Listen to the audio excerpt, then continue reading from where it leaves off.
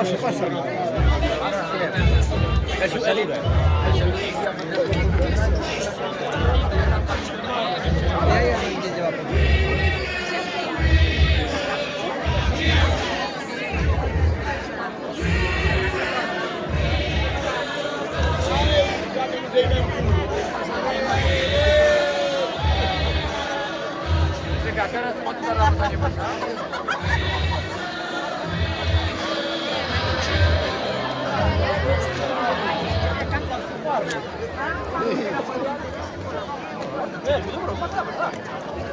¿Cómo está ahí?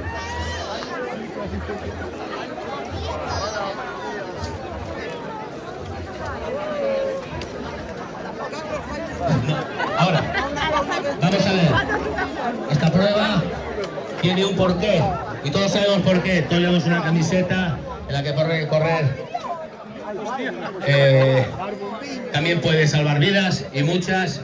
Y creo que el porqué, que mejor va a hablar de por qué. Tenemos aquí a María y a Laura, doctoras digestivos de Orense, y que os van a dar una pequeña charla. Laura. Hola. Sí. Muchísimas gracias a todos por estar aquí, por venir. Como os comentaban, es por una muy buena causa. Todo el dinero recaudado va para la investigación en cáncer de páncreas. Y bueno, María Francisco también nos va a comentar un poquito más. Bueno, como decimos en los vídeos promocionales, esta enfermedad necesita mucha más investigación para mejorar el pronóstico y desde la unidad de páncreas siempre la apoyamos. La iniciativa es fantástica y los más importantes sois todos vosotros que estáis aquí apoyando esta causa.